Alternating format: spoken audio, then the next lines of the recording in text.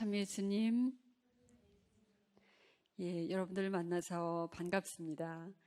오늘 제게 주어진 이 주제는 그리스도의 생태 영성이라는 부분입니다. 이 생태 영성에 대해서 제가 이 짧은 시간에 다 말씀드리기는 어려울 것 같아요. 그거는 불가능한 일일 것 같고요. 다만 교황님께서 반포하신 회칙 찬미 받으소서에서 6장의 이 내용들을 집약적으로 잘 소개해 놓고 계시는데 그 부분들을 함께 교황님 말씀을 경청한다고 생각하고 시간을 같이 공부하는 마음으로 지냈으면 좋겠습니다.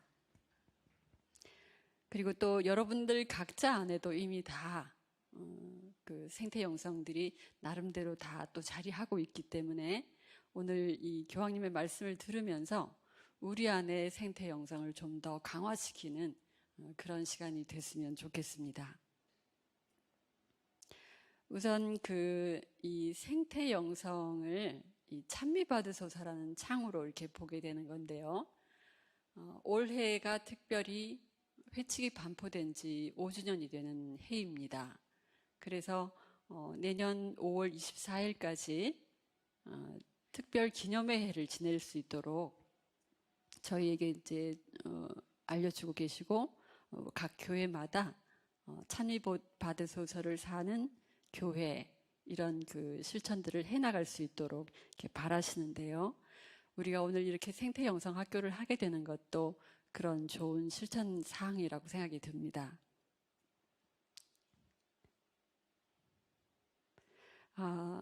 본 강의를 조금 들어가기 앞서서 제가 최근에 제가 아는 지인으로부터 로마에 있는 알바노라는 그 도시에 이런 그림이 벽화가 크게 그려져 있는 것을 사진을 찍어서 이렇게 보내주셨어요. 제가 워낙 찬미받으소서에 대해서 관심이 많고 또 저는 정말 성서다음으로 많이 보는 책이 이 찬미받으소서인 것 같습니다. 근데 이분이 이제 제가 좋아하고 아주 관심이 많다는 걸 알고 지나가시다가 이렇게 찍었는데요. 2019년 9월 21일 알바노 교구에 교황님께서 사목 방문차 이렇게 가셨는데 가시기 전에 이 준비를 위해서 환영을 하는 의미로 그 마우로 팔로타라는 작가가 이 작품을 이렇게 완성을 하셨어요. 지금 옆에 그 건물들을 보시면 크기를 어느 정도 가늠하시겠죠? 그래서 조금 더 자세히 한번 보면 또 이때는 마침 9월 23일에 유엔에서 기후 비상 정상회의가 일어나고 있던 시기였습니다. 그래서 이 작가가 찬미받으소서라는 이 회칙 자체가 개인만이 아니라 기업인, 정치가들 모두가 전부 다 생태적인 회개를 할 수 있도록 해야 된다. 그런 것을 이렇게 다시 한번 촉구하는 의미로 이렇게 표현을 했는데요. 조금 더 크게 한번 보겠습니다. 여기 왼쪽에 보시면 모든 이들의 모범이라는 말이 적혀져 있고요. 교황님이 이렇게 막 그 연기가 나는 이렇게 그 산업화가 막 이루어져서 우리 이 세상이 아주 그 탁해진 그런 상황을 이렇게 청소하고 계세요. 근데 어떤 의미로 하고 계시냐면 이 페인트 통 한번 보세요. 거기에 라우다토 시 이렇게 적혀져 있죠. 찬미받으소서라는 찬미받으소서 회칙의 정신에 따라서 이 세상을 맑게 만들자 이런 그림입니다. 그래서 제가 그 그림을 보고 굉장히 반가웠고 예술가가 이렇게 큰 역할을 할 수 있구나 이런 생각이 들어서 저도 사실은 그 미대를 졸업했어요. 그래서 나도 가만히 있으면 안 되겠구나. 어딘가에 교황님 그림을 좀 그리고 싶다 이런 생각이 좀 들었었습니다. 그래서 기후위기 지금 당장 나서야 합니다. 이러고 지금 온 세상이 지금 다 같이 관심을 모으고 있는데요. 만약 기후위기가 없었다면 이걸 내다보지 못했다면 교황님도 이런 회칙을 낼 필요가 없으셨겠죠. 예. 그런데 이런 기후 위기에 대응하려면은 처음부터 끝까지 지치지 않고 계속 할 수 있으려면은 그냥 단순한 어떤 뭐 사명감, 뭐 조금 하려고 하는 그 의지 이런 것만 갖고는 부족하다. 그래서 영원히 지속해 갈 수 있는 데는 우리가 기초공사로 이 생태 영성으로 무장을 해야 된다. 그런 그 입장을 교황님께서 밝혀주고 계십니다. 보통 이게 강의를 시작하면 그러면 그리스도교 생태 영성이라는 게 뭐야? 이렇게 정의를 좀 내리고 싶어 하시죠. 근데 정말 정의 내리기 어려운 것들이 바로 이런 영성적인 부분인 것 같아요. 그렇지만 교황님께서 찬미받으셔서 216장에 그래도 한번 조금 우리가 정리를 해서 생각할 수 있는 말씀을 표현해 놓으셨습니다. 다 같이 한번 읽어볼까요? 교회 안에서 영성은 인간의 몸이나 자연 또는 세상 현실에서 분리되지 않고 오히려 그 안에서 우리를 둘러싼 모든 것과 일치를 이루며 더불어 살아가는 것입니다. 그러니까 우선 얼른 봐도 모든 것이 다 연결이 되어 있다는 거. 자연이 파괴가 되면 결국 우리도 파괴된다는 그런 것을 또 암시하고 있는 것 같습니다. 그래서 오늘 제가 같이 함께 보고 싶은 것은 다음 주까지 이 6장에서 한번 눈으로 이렇게 제목들을 한번 보시기 바랍니다. 그러니까 새로운 생활 양식을 향해서는 우리가 어떻게 해야 되겠다 하는 것, 또 인류와 환경이 맺은 약속에 대한 교육, 그리고 생태적인 회개, 기쁨과 희망, 사회적인 사랑과 정치적 사랑, 성사의 표징과 주일의 휴식, 삼위일체와 피조물의 상호관계, 모든 피조물의 모후, 태양 너머, 이런 제목들이 이렇게 쭉 나오게 될 텐데요. 이 후반부를 보면 후반부에 그리스도교 영성이 이렇게 다 녹아있는 그 근간이 되는 것들을 다루고 있다고 보시면 되고, 그 다음에 첫 번째부터 이제 오늘 이 시간에 좀 다룰 내용들은 실제로 교황님이 어떤 방향으로 우리가 회개를 했으면 좋겠는지 이런 것들을 제시하고 있습니다. 그럼 첫 번째로 새로운 생활 양식을 한번 생각해 보죠. 그래서 old way가 있고 이제 new way가 있는데 교황님께서는 202항에서 이런 말씀을 하십니다.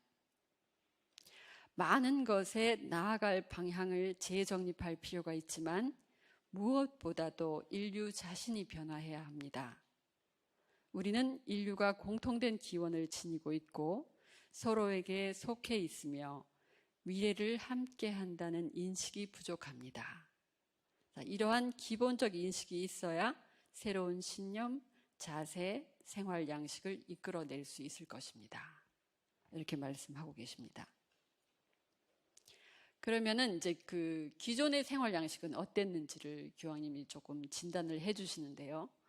정말 뜨끔할 정도로 딱 그 전국을 지르는 진단을 했다고 생각이 듭니다. 과잉 구매와 불필요한 지출을 우리가 너무 많이 했다. 그런데 그것들은 보잘것없고 헛된 목적을 위한 수단을 지나치게 많이 가지고 있다는 걸로 이렇게 표현을 하셨어요. 그리고 자기 중심적 탐욕, 마음이 공허할수록 사람들은 구매하고 소유하고 소비할 대상을 더욱 필요로 한다. 제가 이 생태 영상과 관련돼서 또 환경과 관련돼서 이제 여러 책들을 이렇게 보게 되는데요. 제레미 리프킨이라는 그 미국의 사회경제학자, 그분이 이렇게 800페이지 정도 되는 굉장히 두꺼운 책을 하나 내셨는데 공감의 시대라는 제목을 갖고 있습니다. 그래서 이 사회가 쭉 변화될 때 그 사회에서는 암암리에 우리 인간들이 서로 약속이 공감을 이루어서 세계가 변화한다는 그런 걸 얘기하고 있어요. 예를 들어서 석기시대면은 그 돌들을 다 사용해야 된다는 것이 암묵적으로 다 공감이 된다는 거죠. 그리고 지금은 우리가 스마트폰은 암암리에 다 누구나 필요해. 이건 정말 좋은 거야. 우리가 생활할 때 참 필요한 거야. 이게 다 공감이 일어났기 때문에 갑자기 다 이렇게 바뀐다는 거예요. 네, 그런 그 얘기를 쭉 하시면서 우리가 한 인간이 태어나서 이렇게 성장하는 동안에 특히 어린 시절에 이 부모님들로부터 공감을 잘 못 받게 되면 이제 그런 아이들은 커서 어떻게 변하는가 이렇게 해서 계속 그 추적 조사를 막 30년간 이렇게 연구한 그 발표를 같이 이렇게 소개를 해놓은 것이 있었는데요. 거기에 보면 어렸을 때 부모로부터 이렇게 공감을 잘 못 받은 아이들이 나중에 커서 어떤 양상을 보이느냐. 그냥 집이 정말 가난하고 먹을 것이 없어도 그 아이는 나이키를 신어야 되고 아주 유명 브랜드를 이렇게 물건들을 사야만 된대요. 그래서 그 자기가 부족하고 자기 자존감이 약한 거를 이런 물질적인 걸로 다 채워나간다고 합니다. 그래서 이것이 비단 그 사람만의 것이 아니라 아마 우리 안에도 이런 비슷한 속성들이 있지 않을까 이렇게 상상을 해볼 만한 것 같습니다. 그래서 그것을 교황님께서 아주 과잉 구매와 불필요한 지출을 이렇게 많이 하는 이유는 공허하기 때문이다. 이렇게 언급을 하셨습니다. 그래서 기후위기가 일어난 거를 근원적으로 서kop을 해보면 사실은 다 우리의 소비와 직결이 되어 있다는 거죠. 그래서 이 소비를 하기 위해서는 모든 물건들을 이렇게 찍어내고 만들어내는데 지구 자원을 이렇게 사용하게 되죠. 그래서 여러분들이 아마 지난 시간 동안에 또 이런 자료들을 보셨을지도 모르겠습니다. 다시 나온다는 얘기는 그만큼 중요하고 그렇기 때문에 반복해서 자꾸 보셔도 좋겠다는 생각이 듭니다. 여기 이제 그 지구 사용 초과일, 지구를 1년분 우리가 사용할 수 있는 자원이 이렇게 주어진다면 1년에 꼭 지구 한 개만을 사용해야 되는데 지금 어떤 현상이냐면 우리나라 같은 경우는 지금 4월 9일 날 우리에게 주어진 1년분의 자원을 이미 다 써버린 거예요. 그러면은 이런 의미에서 우리 한국 사람들이 살아가는 방식대로 살면 지구가 3.5개가 필요하다는 말이 이런 데서 나오는 겁니다. 그래서 우리가 다 소비하기 때문에, 그죠? 근데 이런 과잉 소비의 악순환을 이렇게 조금 보시면 이런 구조를 갖고 있습니다. 산업혁명이 일어났던 그 시점을 통해서 지금 최근 한 200년간 일어난 이 모든 것들이 아마 여러분들 첫 시간에 충분히 이제 배우셨을 텐데 크게는 대량 소비, 대량 생산, 대량 소비, 대량 폐기 이런 카테고리를 갖고 있죠. 그러는 과정에서 CO2가 나오고 이 온실가스들이 발생을 해서 지구는 지금 이제 끓는 가마솥 같은 그런 상황이 된 거죠. 근데 이 과정에서는 누가 제일 이득을 보냐면은 기업들인 거예요. 특히 대기업들, 특히 다국적 기업들.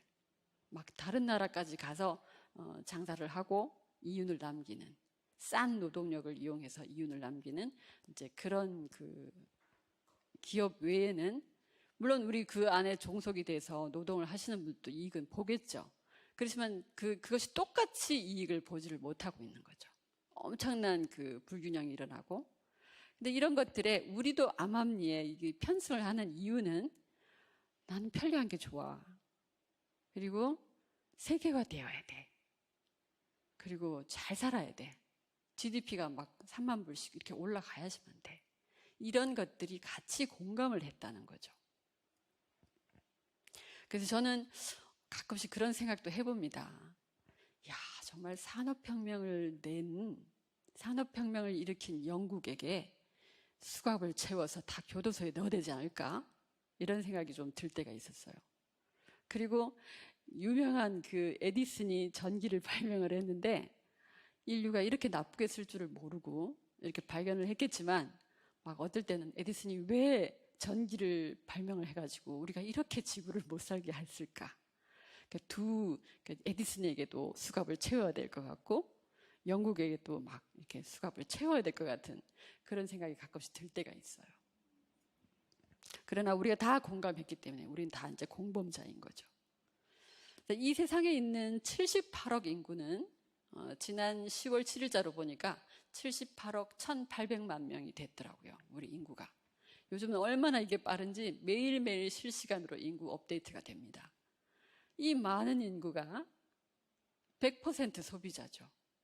그 중에 뭐 한 15% 정도가 생산자라고 해요. 그러나 그 생산자 자체도 소비자인 거죠. 그러니까 이 많은 인구가 이렇게 과잉 소비를 했다. 이런 걸 이제 진단을 해주시는 겁니다. 한 예로 세계화가 얼마나 이렇게 폐단이 있는지, 우리가 얼마나 속았는지 조금 성찰을 할 수가 있습니다. 세계화하면 말 자체로는 온 지구촌이 다 한 가족이 되고 뭐 서로 나누고 교류를 하고 참 좋은 것 같죠. 근데 그 세계화의 이 정의 중에 첫 번째로 나오는 것이 뭐냐면은 다국적 기업이 다른 나라에 가서 무역을 하기에 좋도록 국가가 규제나 관세 이런 것들을 많이 이렇게 완화하는 그런 정책, 이것을 세계화라고 하는 것이라고 하더라고요. 그래서 세계화가 돼서 이제 결과를 한번 보는데, 여기 보시면 1년 내내 곡물, 육류, 살아있는 동물, 통조림 이런 것들을 다 이렇게 수송을 해요. 심지어는 폐기물까지. 그러면 이런 것들이 이동되는 동안에 온실가스가 증가를 하는 거죠. 그래서 우리 생존을 위협합니다.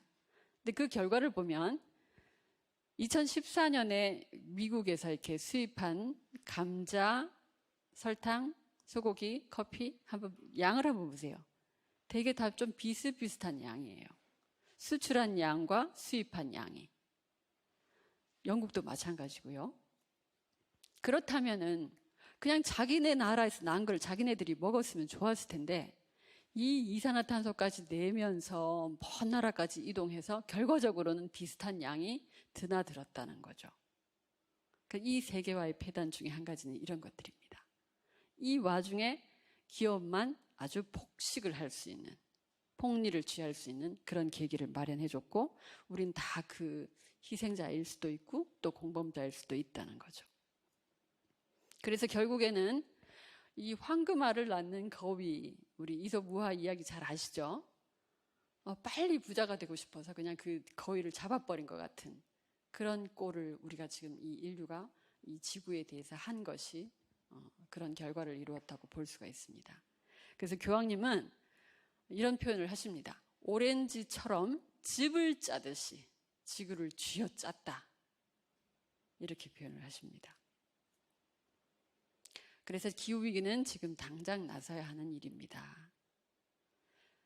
그래서 이제 새로운 생활 양식은 이제 지금까지는 이렇게 우리가 살아왔는데 이제 앞으로는 어떻게 살아야 되느냐.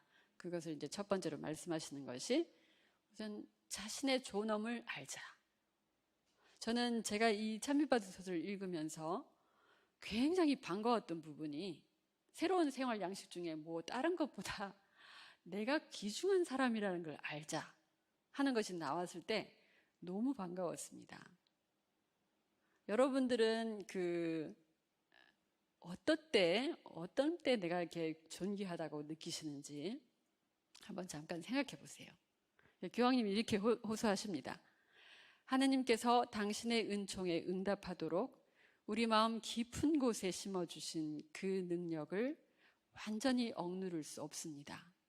저는 이 세상 모든 이에게 자신의 존엄을 잊지 말도록 호소합니다. 호소하셨어요. 너가 정말 중요한 사람이야. 너가 정말 존엄한 사람이야. 이거 좀 알았으면 좋겠다. 이렇게 말씀하신 거죠. 언제 여러분들은 존엄하다고 느끼세요? 리사님 한번 얘기해 보실 수 있을까요? 언제 나는 참 귀하다 이렇게 느끼시는지.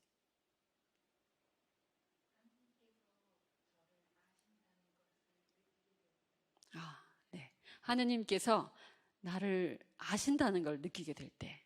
네.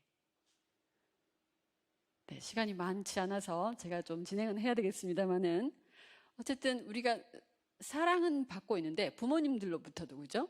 사랑은 받는데 사랑받는 게 중요한 게 아니라 사랑받고 있다는 걸 아는 거. 이게 정말 중요한 거죠.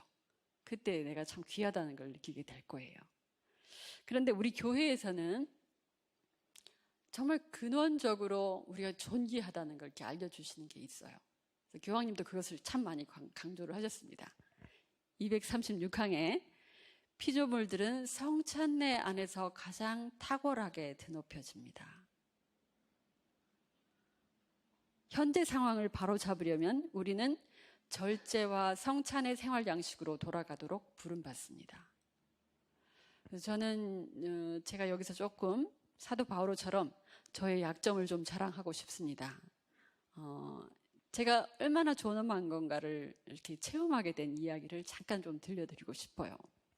그래서 저는 그 체험 때문에 교황님이 이 말씀을 하시는 그 깊이와 진동 이런 것들이 막 제게 막 전달이 돼요. 정말 핵심이다. 저는 수녀원 오기 전에 저는 지금 뭐 오빠 둘, 남동생 둘 이렇게 집안에서 굉장히 그 희소성에 의해서 굉장히 귀한 고명딸이고 양념딸이고 막 그랬어요. 고모네 집, 작은아버지네 집도 다 딸이 없었거든요. 그래서 굉장히 이렇게 사랑도 많이 받고 그리고 공부도 좀 제일 잘했어요. 그러니까 집안은 어려운데 이 아이가 이렇게 총명하게 하니까 굉장히 칭찬을 많이 해주셨어요.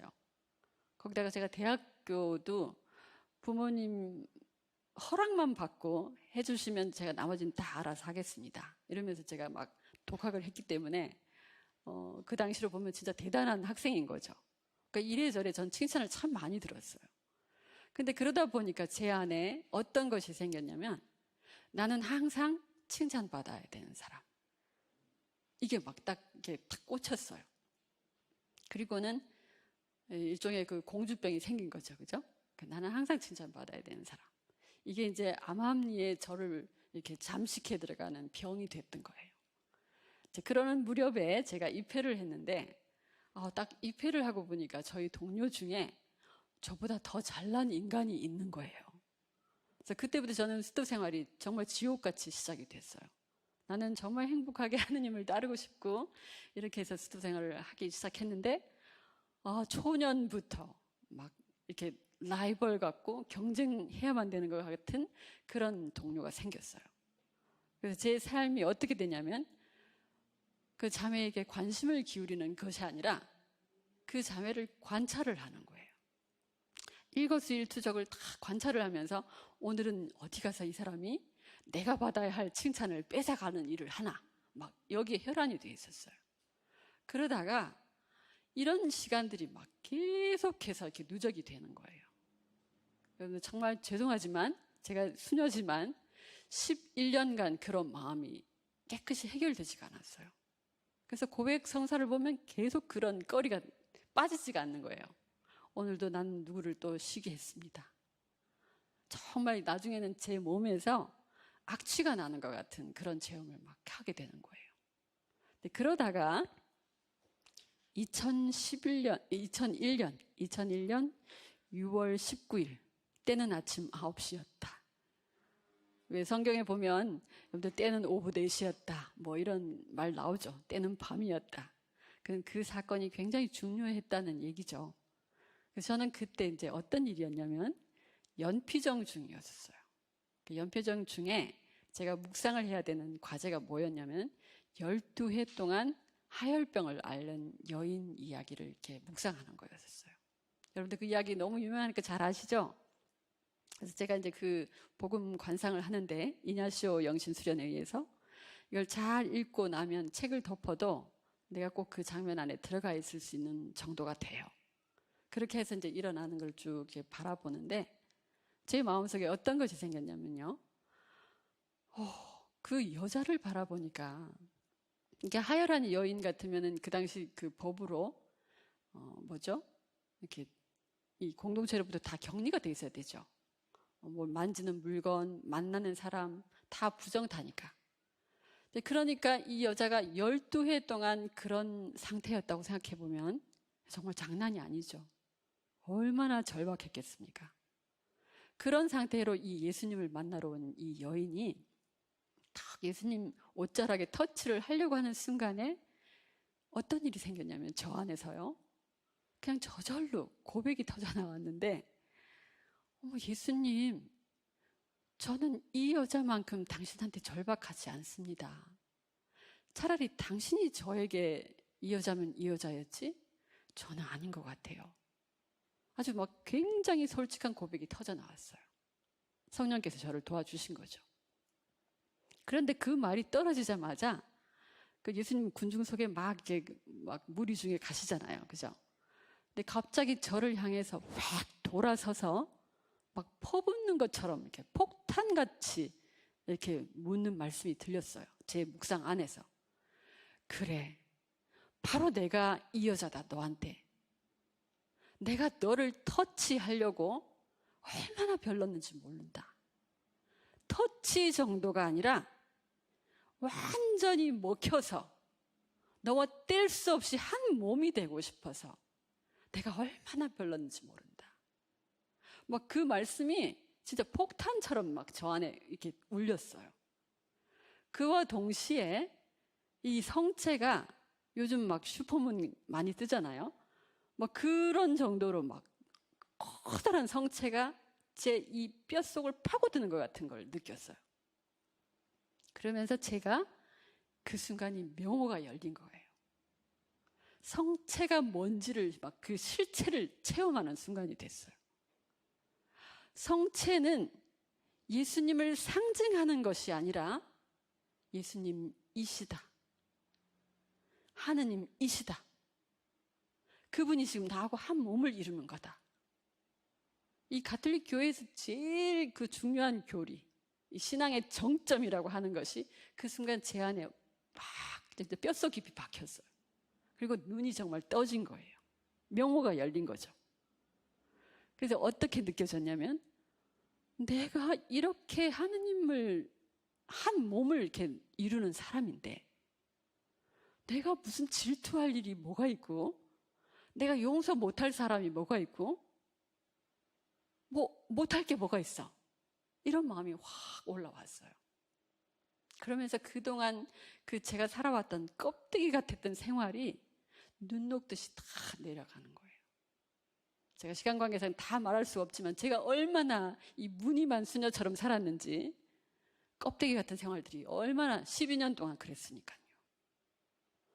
그것들이 다 눈 녹듯이 사라지면서 제 마음 안에서 그 저의 그 라이벌 같았던 그 자매가 어떻게 바라보이냐면요. 와, 그동안 내게서 나왔던 그 모든 악한 기운을 먹고도 죽지 않고 살아준 이 자매가 너무 고마웠어요. 삐리삐리 하거든요, 이 자매가. 삐쩍 말랐어요. 그리고 또 막 제가 정말 너무너무 이렇게 장상 수녀님에게 막 으쌰으쌰 막 했던 그 수녀님에게 제가 저절로 내가 가서 용서 청해야지 이렇게 생각하기도 전에 제가 그 수녀님 방 앞에 서 있는 저를 발견했어요. 그리고 들어가서 그 장상 수녀님 역시 달라요. 딱 보니까 얘가 지금 하느님한테 한 대 얻어맞았구나. 그걸 아시고는 그냥 덥석 저를 안아주셨어요.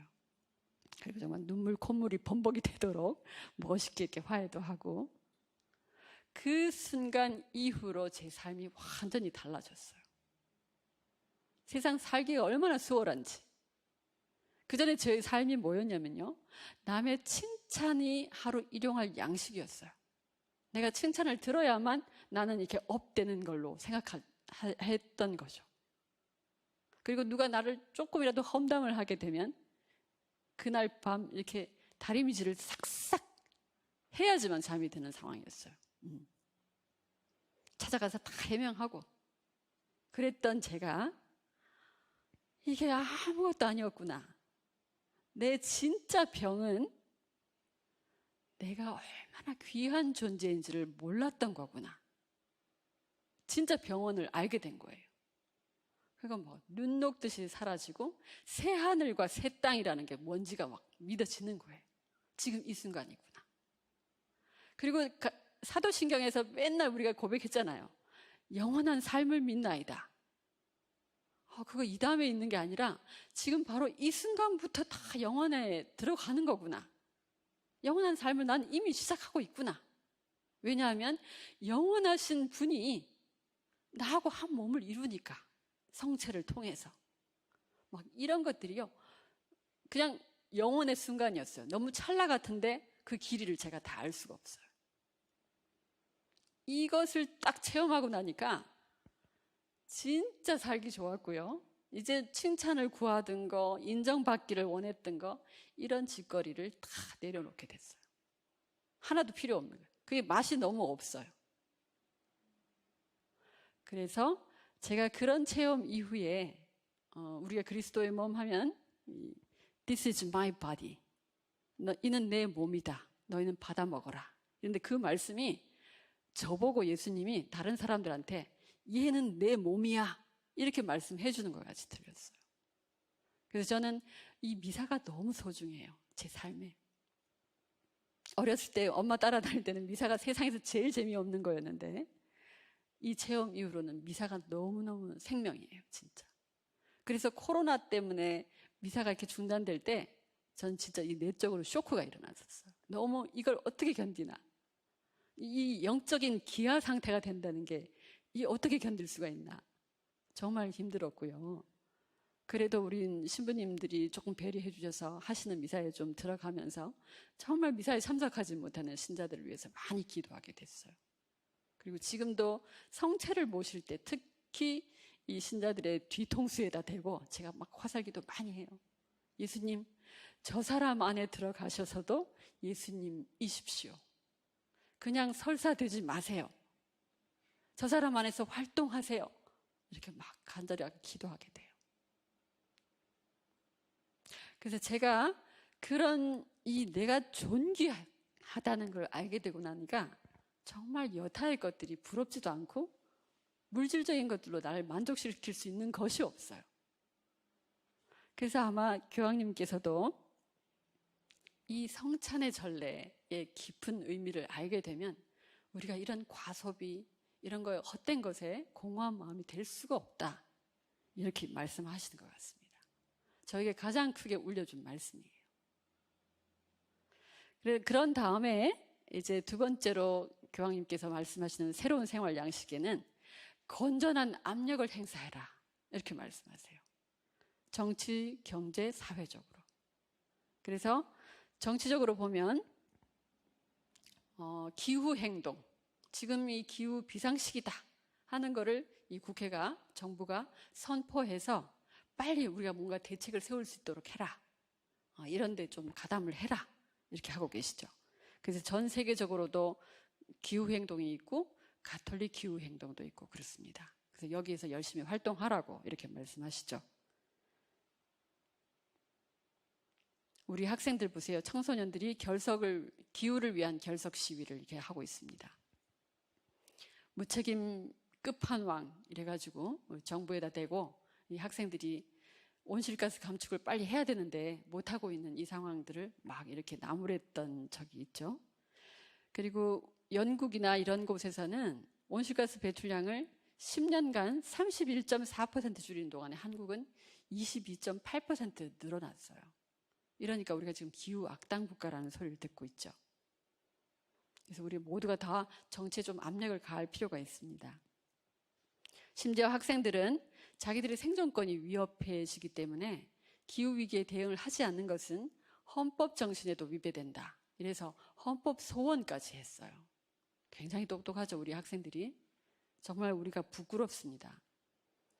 그다음에 새로운 생활 양식에서 경제적으로도, 그러니까 기업에 좀 압박을 하라는 거죠. 그래서 여기 보면 EPR 제도라고 해서 생산자가 생산하는 걸로만 끝나지 말고 폐기물까지 다 책임지는 그런 제도가 이미 2003년부터 실시가 됐어요. 근데 너무 미약했는데 이것들을 좀 더 활성화해라. 그래서 지금 최근에 조금씩 나아지고 있죠. 예를 들면 뭐 아이스팩을 다시 재활용한다든지 아니면 재활용하기 쉬운 재질로 바꾼다든지 뭐 이런 것들이 나오고요. 그래서 사람들은 왜 플라스틱 사가지고 큰 마트 앞에서 플라스틱 껍데기는 다 버리고 이렇게 그냥 알맹이만 사려고 하는 플라스틱 어택이라는 플라스틱으로 공격하겠다는 그런 일도 하고 있습니다. 그 다음에 이제 사회적으로 보면 이 구매라는 거는 굉장히 도덕적인 행위다, 윤리적인 행위다, 이렇게 말씀하세요. 이것은 베네딕토 교황님께서 하신 말씀을 또 인용하셔서 이렇게 강조를 하시는 건데요. 자, 여러분들이 그 물건을 구매를 하시면 거기는 항상 쓰레기가 나오게 되죠. 그 쓰레기 처리장을 저희가 한번 가보니까 이런 현장이었어요.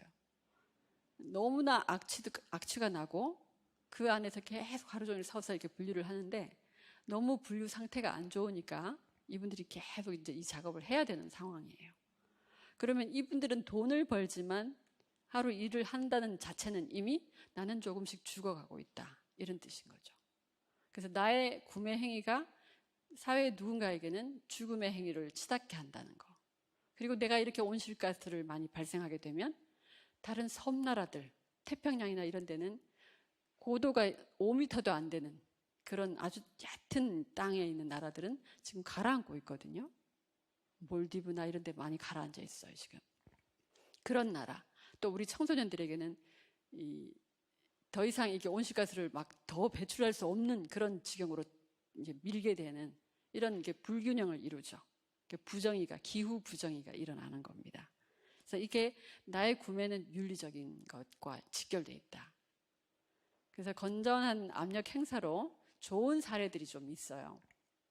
그러니까 덴마크 같은 경우는 쓰레기장을 아주 저 멀리 딴 데 두는 게 아니라 그냥 도심 내에 이렇게 잘 만들어서, 요즘은 악취 같은 것도 잘 안 나와요, 처리를 잘해서. 그리고 이제 스케이트장을 만들어가지고 아주 관광지로 만들고 있습니다. 근데 우리 안에도 인식이 조금 이렇게 바뀌어야 될 거예요. 바로 먼 거리를 가서 이거 버리고 또 처리하고 하는 그런 것보다 우리 동네에서 내 쓰레기는 내가 처리하는 이제 이런 의식이 좀 바뀔 필요가 있습니다. 이 오스트리아 빈 같은 경우는 슈피텔라우 쓰레기장도 서울 같으면 서울 시청 근처에 있는 것처럼 그렇게 했다는 거죠. 이 쓰레기장이 너무 유명한 또 관광지가 될 정도로 하고 있습니다. 그래서 우리 사회를 바꾸려면 우리 인식도 많이 바뀌어야 되는 그런 상황입니다. 브라질 같은 경우는요, 여기 보시면 재활용 쓰레기 4kg을 갖고 오면 농수산물 1kg으로 교환해준다. 이런 아이디어들 너무 참신하지 않습니까? 인도 같은 경우는 학비를 내는 대신에 재활용 쓰레기를 갖고 오면 학비 대용으로 해준다. 이런 경우도 있습니다. 그래서 새로운 생활 양식의 이제 세 번째로 교황님이 강조하시는 것은 공동 운명을 인식하자. 그래서 이 하나뿐인 지구를 우리가 지속 가능하게 좀 하자. 아주 간절하게 얘기를 하십니다. 이 표는 첫 시간에 보셨죠? 자, 이렇게 지속 가능하려면 우선 환경부터 좀 잘 다져야 된다. 다시 회복해야 된다. 최근에 우리 코로나가 보여주는 현실을 보면 정말 우리가 뭐를 줄여야 되는지 꼭 안 해도 되는 거, 그것이 아주 극명하게 나타났는데요. 이 직업군 중에 보면 요식업, 유흥업, 여행, 교통 이런 것들이 아주 확 떨어진 걸 볼 수가 있습니다. 그래서 너무 많이 우리가 다녔죠, 사실. 자, 그 다음에 새로운 생활 양식 네 번째는 타자를 향할 수 있는 능력을 키우자, 이런 얘기를 하고 있습니다. 그래서 여기 제가 이제 제 논문에 지구 책임 윤리라는 그 용어를 하나 이렇게 소개를 했습니다. 이게 뭐냐면 내가 하는 아주 일거수일투족 작은 거 하나라도 이제는 선택할 때 기준이 뭐냐면 이게 싸서, 이게 뭐 내가 편리하니까 이게 기준이 되면 안 되고, 내가 이렇게 했을 때는 지구 전체에는 어떻게 해를 미칠까? 어떤 영향을 줄까? 이것을 생각하자는 거예요. 그래서 이게 교황님이 말씀하시는 통합생태론이라는 말을, 통합생태론 하면 얼른 와닿지가 않을 수도 있어요. 그걸 제가 좀 제 표현으로 지구 책임 윤리를 갖자, 이렇게 좀 강조를 했는데요. 그래서 이게 바로 다른 타자를 향할 수 있는 능력, 다른 사람만이 아니라 지구에 있는 모든 다른 피조물까지 생각한다는 거죠. 그래서 인류와 이제 환경이 맺은 약속에 대한 교육, 이제 우리가 두 번째 챕터로 넘어왔는데요. 새로운 습관으로 이어지자. 그렇게 얘기를 하시고, 그 중에서 먼저 이렇게 우리보다 더 열심히 하는 아이들이 있다. 이 아이들한테 좀 배우자. 이렇게 말씀을 하세요. 그래서 소비 습관에 커다란 변화가 필요한 국가들에서 젊은이들은 새로운 생태 감각과 관용의 정신을 지니며 그들 가운데 일부는 환경 보호를 위해 훌륭히 싸우고 있습니다. 그래서 이미 뭐 그레타 툰베리 유명하죠. 그런데 1992년부터 세븐 스즈키라는 이 소녀, 12살 소녀가 이 기후 협약하는 그 회의에 가서 정말 어른들을 혼내죠, 이 꼬마가. 여러분들은 이렇게 막 다 망쳤는데 이 망친 것을 다시 복구할 힘이 없다면 제발 이 부수는 일을 그만두세요. 왜 우리 보고는 나가서 다른 친구들하고 사이좋게 지내라고 하면서 왜 어른들은 우리한테 하라고 한 걸 하지 않습니까? 이러면서 막 정말 뜨끔하게 나무라는 연설을 했습니다. 그리고 펠릭스 핑크바이너라는 아이는 9살 때 이렇게 수업을 듣고 환경이 심각하다는 걸 듣고 그때부터 이제 얘가 북극곰을 참 좋아했는데 그 죽는 이유가 북극곰이 죽는 이유가 온실가스 때문이라는 걸 알고는 그럼 뭐가 대안이냐? 나무를 심어야 된다. 이렇게 생각하고 지금까지 지금 이제 얘가 이제 거의 많이 자랐죠. 거의 한 20살 이상이 됐습니다. 이 세상에 1조 그루 나무 심기 운동을 지금 얘가 전 세계적으로 벌리고 있어요. 이 뜻에 막 호응하는 나라들이 굉장히 많이 있습니다. 특히 우리나라도 많이 참여하고 있고요. 그 다음에 보얀 슬렛, 네덜란드의 이 소녀는 수영을 너무너무 좋아해서 이제 그 지중해 연안에 가서 이렇게 막 수영을 했다가 깜짝 놀란 거예요. 그 안에 물반 고기반이 아니라 물반 쓰레기 반인 걸 보고 이 학생이 이제 그 대학교 1학년이었는데 그냥 학교를 그만두고요. 그때부터 이 쓰레기 치우는 도구를 만드는데 온 심혈을 기울입니다.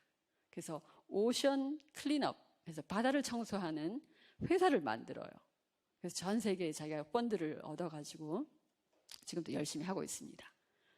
제가 이제 그 간단한 것들 지금 좀 넘어가겠습니다. 이렇게 U자형으로 쓰레기를 다 끌고 가서 이렇게 연안으로 갖고 오는 그런 작업을 합니다. 이런 것도 다 태양광을 이용해서 이렇게 하고요. 굉장히 신기하죠?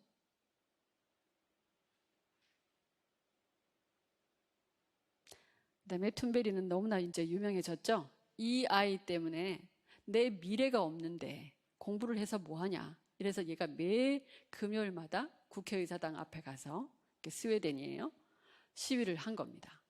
이 정신이 너무나 설득력을 얻어서 지금 오늘날 기후행동이라는 것이 다 이 아이부터 시작이 됐다고 볼 수 있습니다. 선구자라고 볼 수 있죠. 저는 이 아이가 뉴스에 이렇게 신문 기사가 나온 걸 보고 얼마나 쇼크 먹었는지 몰라요. 마치 북극이 다 뜨거운 저기로 더워져서 얼음이 다 녹는다는 사실만큼 저한테 충격적이었어요. 미래 세대가 희망을 포기한다는 사실 자체가 굉장히 충격이었습니다. 그리고 이 아이가 연설을 하러 다니는 걸 보면 어마어마하죠. 어떻게 여러분들은 그럴 수가 있냐고. 작년 그 기후 비상 총회 할 때 전 세계의 지도자들 앞에서 이렇게 혼냈습니다. 어떻게 여러분들은 내 꿈을 다 훔쳐갔다고. 우리 어린이들의 꿈을 다 훔쳐갔다고. 어떻게 말 지킨다 하면서 어떻게 그렇게 교묘하게 다 빠져나가고 이렇게 온실 감축을 하지 않느냐고 이렇게 막 혼을 냈죠. 그리고 트럼프가 파리 기후협약에서 탈퇴한 걸 아니까 얘가 막 이렇게 뒤에서 아주 그냥 눈을 찌려보고 있는 거죠. 트럼프를. 예. 저는 이 툰베리가 한 연설 중에 2019년 7월 24일 프랑스 국민의회에서 한 연설도 아주 감동적이었습니다.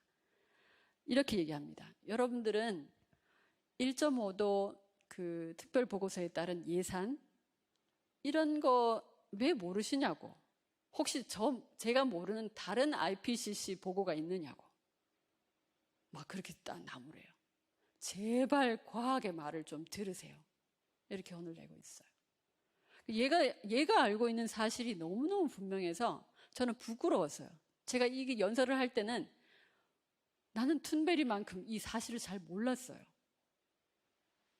이 고등학생이 이렇게 똑똑하게 얘기하는데. 그래서 저는 툰베리만큼은 알아야 되겠다 싶어서 공부를 열심히 하고 있습니다. 매일매일 일정한 시간을 저는 저녁 시간에 내요. 환경 공부를 하기 위해서. 그래서 과학적인 거, 우리가 지금 현대 세계 사람들이 제일 신빙성 있게 얘기하는 거는 그게 과학적이면 믿고 싶고 이런 거 있잖아요. 근데 이상하게 이 기후위기에 대해서는 과학자들이 다 그렇다고 얘기해도 안 믿고 싶어요. 그렇죠? 막 밀어내고 싶은 거예요. 그거는 지키면 내가 불편하니까. 근데 모른다고 하기에는 우린 너무 IT 강국입니다. 이런 정보를 모른다고 얘기하기에는 우린 너무 많이 알고 있어요. 그래서 그걸 모른다고 하면 이미 그건 죄라고 할 수 있을 것 같아요. 그래서 인류와 환경이 맺은 약속에 대한 교육으로 이제 두 번째는 우리 청소년들이 이렇게 잘하고 있으니까 우리도 좀 교육 목표를 좀 확대하자. 이렇게 해서 이 생태적인 균형을 이루자. 우리 자신과 다른 이들 그리고 자연, 하느님하고도 잘 조화를 이루는 그런 교육을 좀 시키자. 이렇게 해서 얘기를 하셨고요. 또 생태 교육은 신비이신 분을 향한 도약이 되도록 하는 것이다. 목표를 좀 설정하셨어요. 이 신비이신 분을 향한 도약이 이루어지도록 하는 게 생태 교육이다. 그래서 저는 제가 정말 하느님 체험을 그렇게 하고 하느님, 예수님과 나만 하나라고 생각했는데 그 다음부터 이제 저를 더 이끌어 주셨던 게 뭐냐면 이 온 자연도 다 나하고 하나구나, 한 몸이구나 이렇게 이끌어 주셨어요. 그래서 제가 이 환경에 대해서 관심을 갖게 된 이후로는 하느님을 그전보다는 더 폭넓게, 더 깊게 만나고 있다는 걸 확실히 말씀드릴 수가 있습니다. 그전에는 좀 뜬구름을 잡았더라면 지금은 너무 구체적으로 정말 매 순간이 감사롭고 또 너무 죄송한 것에 대해서는 너무 죄송하고 이런 감수성들이 더 깊어졌어요. 그래서 이 환경교육 목표를 그런 식으로 우리가 조금 확대를 했으면 좋겠습니다. 오늘은 여기까지 조금 우리가 나누도록 하고요. 나머지 부분은 또 다음 주에 하도록 하겠습니다. 그래서 여러분의 마음속에 잠깐 마음을 좀 가다듬으셔서 오늘 무슨 이야기가 교황님의 얘기 중에서 어떤 것들이 특별히 내 마음을 좀 건드리고 있는지 잠깐 마음으로 한번 정리해 보시면 좋겠습니다. 교황님께서 이 피조물의 모후라고 이렇게 성모님을 호칭을 새로 하나 만드셨습니다. 그래서 이 피조물의 모후께 이 모든 것들을 좀 맡겨드리는 마음으로 성모송 바치고 마치도록 하겠습니다. 은총이 가득하신 마리아님 기뻐하소서. 주님께서 함께 계시니 여인 중에 복되시며 태중의 아들 예수님 또한 복되시나이다. 이제와 저희 죽을 때 저희 죄인을 위하여 빌어주소서. 아멘. 성부와 성자와 성령의 이름으로 아멘. 네, 다음 주에 뵙겠습니다.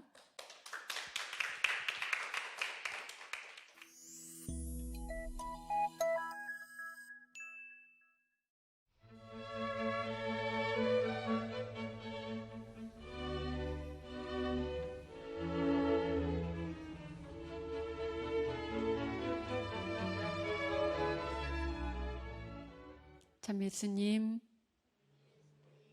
네, 한 주일 동안 안녕하셨습니까? 네, 오늘도 피조물에 모이신 성모님께 기도드리고 시작하겠습니다. 성부와 성자와 성령의 이름으로 아멘.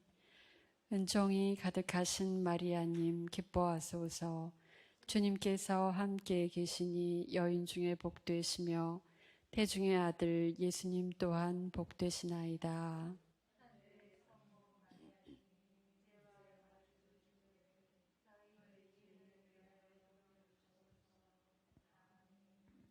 성부와 성자와 성령의 이름으로 아멘.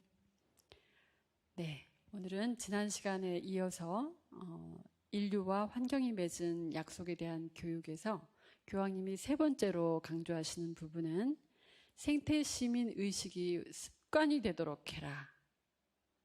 211항에 그렇게 강조를 하고 계십니다. 이 예는 예를 들면 여러분들이 어떤 것이 좀 시정이 될 것이 필요하다. 이러면 저러면 안 되는데 이렇게 하고 그냥 멈추시는 게 아니라 그 회사라든지 이런 데 가서 다 말씀을 드려야 된다는 거예요. 이건 이렇게 됐으면 좋겠는데요. 이렇게. 저희가 이제 같이 사는 공동체의 수녀님들이 이런 거를 좀 이제 배우시고 나서 너무 실천을 잘한 수녀님이 계셨어요. 그래서 그 수녀님이 이마트에 가서 이런 분들 너무 과포장이 돼서 정말 힘들다. 그래서 포장을 조금 줄여주세요. 이렇게 했더니 메일로 답이 온 거예요. 너무나 고견을 주셔서 감사합니다. 저희가 노력하겠습니다. 이렇게 해서 진짜 포장이 많이 줄었어요. 그래서 아주 한마디가 이렇게 힘을 낸다는 거, 생각보다 우리의 한마디가 힘을 갖고 있다는 것을 좀 믿으시면 좋겠습니다. 그래서 내 목소리를 좀 내시는 거, 그런 것들이 습관이 되도록 하시고요. 그래서 그런 것들이 교황님이 어떻게 이제 격려를 해주시냐면요, 작은 일상적 행동으로 피조물 보호의 임무를 수행하는 것은 참으로 고결한 일입니다. 이렇게 힘을 주고 계십니다. 그래서 보통 이제 문제가 생기면 그 문제 속엔 답이 있다고 하죠. 그래서 우리가 지금 아까 보셨던 산업화가 확산돼서 이렇게 대량 생산 소비 폐기 그리고 온실가스가 나서 이렇게 지구가 힘들어지는 이런 모든 것들을 바라보면 그러면 우리가 좀 줄이면 되겠구나. 답이 그냥 다 나오는 거죠. 그죠? 그래서 네 번째로는 환경에 대한 책임 교육을 특별히 지금 이제 온실가스 감축이 아주 시급한데요. 이제 여러 가지를 구체적으로 교황님이 정말 이렇게 자잘한 것까지 회칙에 쓰셨을까 싶을 정도로 우리의 실천 사항들을 구체적으로 표현을 하고 계십니다. 플라스틱 종이 사용 줄이기, 물 사용 줄이기, 쓰레기 분리 배출 잘하기, 또 적당량 요리하기, 생명체를 사랑으로 돌보기, 대중교통, 카풀 이용하기, 또 나무 심기, 불필요한 전등 끄기. 자, 이런 것들을 아주 구체적으로 이렇게 하셨는데요. 혹시 여러분들은 이 중에서 좀 실천하고 있는 것들이 어떤 건지, 또 내가 좀 부족하구나 하는 것들이 어떤 건지를 좀 체크하시면서 이제 앞으로는 그것을 좀 더 주력하시면 좋겠죠. 그죠? 그럼 여러분들이 그렇게 생각하실 거예요. 그러면 강의하시는 수녀님은 얼마나 잘 지키고 있습니까? 이렇게 어떻게 하고 계시는지 궁금해요. 이렇게 마음속으로 생각이 드실 거죠. 그죠? 저는 여기 지금 대부분을 정말 최선을 다해서 지키려고 노력하고 있습니다. 예를 들어서 플라스틱 생기면 어쨌든 재활용하려고 한번 해보고 있고요. 근데 물 사용을 줄이기. 제가 손 세탁을 합니다. 세탁기를 안 쓴 지가 거의 한 5, 6년 되는 것 같아요. 제가 이런 환경이 어렵다는 걸 알고 그게 저한테는 이게 은총인 것 같아요. 하나님 주신 은총인데 이게 정말 괴롭구나, 안 되는 거구나 이렇게 딱 꽂히면 바로 실천이 된다는 사실이에요. 다른 분야는 민구적 제가 이렇게 할 때가 있는데 이 환경 부분에서는 알게 되면 바로 실천이 되는 게 있어요. 그 한 예로 커피도 마찬가지입니다. 제가 어떤 아티클을 읽었는데 커피가 지금 세계인들의 제1등 기호 음료가 됐잖아요. 그 커피 수요를 감당을 하지 못해서 어떤 일이 벌어지냐면요. 이 현상이 그렇다고 합니다. 커피 나무를 5년 동안 연작을 하게 되면 수확량이 확 떨어진대요. 그래서 이 수요를 공급하기 위해서 숲을 자르고, 이렇게 멀쩡한 숲을 자르고 커피 나무를 심는다는 기사를 봤어요. 그래서 제가 그걸 알게 돼서 어떤 일이 일어났겠습니까? 저는 커피 당장 끊게 됐죠. 그 전까지는 하루에 커피 7잔 마신 적도 있었어요. 그랬던 그녀가 이렇게 바뀌었어요. 딱 돼요. 그걸 커피를 마시는 게 내가 더 괴로워요. 세탁기를 돌리는 게 더 괴로워요. 제가 어떤 그 문학 박사님이 안다는 개념을 설명하시는 걸 들었는데요. 안 보고 설명할 수 있을 때, 그게 이제 안다는 정의를 그렇게 하시더라고요. 그래서 제가 그게 성에 안 찼어요. 아는 것을 실천하지 않으면 괴로운 상태가 될 때, 그때 저는 그걸 안다고 하고 싶습니다. 제가 환경 분야에서는 좀 이렇게 되는 것들이 많이 있어요. 그리고 요강도 사용합니다. 우리가 지금 일상생활에서 물 제일 많이 쓰는 것은 사실은 변기예요. 세탁도 매일 하진 않을 때도 있잖아요. 그죠? 근데 변기는 하루에 뭐 많게는 10번, 뭐 8번, 뭐 6번 이렇게 사용하잖아요. 하루에. 제가 이걸 딱 보면서 아프리카 사람들이 한 달 쓸 물량을 한국 사람들은 하루에 다 쓴다고 합니다. 얼마나 괴로워요, 제가. 그 사실을 알게 됐다는 것이. 그래서 뭘 줄일 수 있을까? 생각해 보니까 그래, 내가 요강을 사용해야 되겠다. 왜냐하면 이거 처음 하는 일도 아니고 나는 어렸을 때 요강 세대죠. 우리 대부분 다 요강 세대시죠?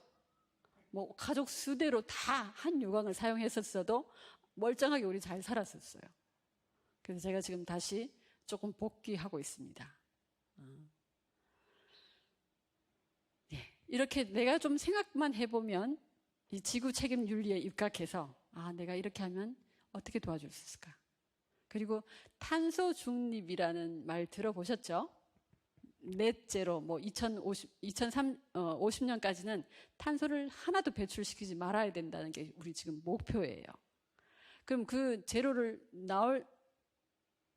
할 수가 없죠, 사실은. 우리 숨 쉬는 것도 다 이산화탄소고 그런데. 근데 이것을 상쇄해 줘야 되는 거죠. 그만큼 나무를 심는다든지. 그래서 저는 오늘 하루 생활을 하다가 내가 오늘 에너지를 많이 썼어. 오늘 컴퓨터를 좀 많이 사용했어.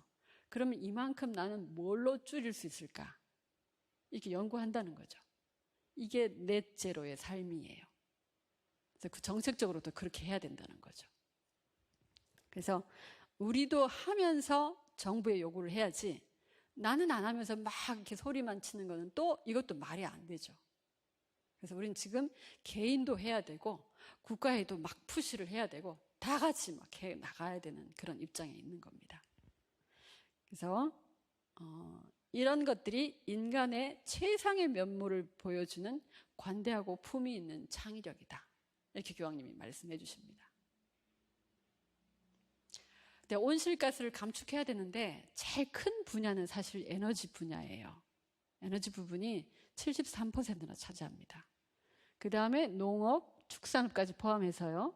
그 다음에 화학, 시멘트 이런 산업, 그 다음에 4위가 쓰레기 부분이에요. 그렇지만 지금 1위 같은 경우는 정책도 필요하고 이러니까 지금 내가 당장 할 수 있는 것부터 좀 해보는 거, 이런 것들을 중요한 거죠. 그래서 4위지만 쓰레기 문제를 해결해 보는 것도 굉장히 중요한 겁니다. 만약에 매일 검은 봉투에 돈다발 담아갖고 버리는 사람이 있다. 이러면 여러분들 어떻게 하시겠습니까? 얼른 가서 주워요? 어떤 생각이 드시겠습니까? 그렇게 버리는 사람들이 있다면. 아이고, 정신 나간 사람들이야. 어떻게 돈을 저렇게 버려? 이러실 거 아니에요. 그죠? 근데 그 사람들이 누구냐면 바로 우리예요. 우리. 쓰레기는 돈입니다. 살 때도 깨끗한 쓰레기를 산 거고 버릴 때도 다 돈 들여서 치워야 돼요. 그래서 쓰레기는 돈이다. 이렇게 좀 생각하시면 좋겠습니다. 쓰레기 처리는 소각하거나 매립하거나 그도 저도 못하면 바다에 버립니다. 우리가.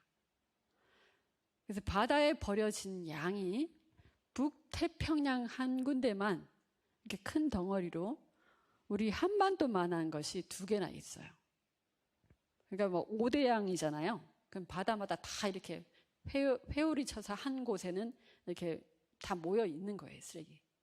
쓰레기 산이 됐다는 거 이미 너무나 많은 뉴스에서 나왔죠.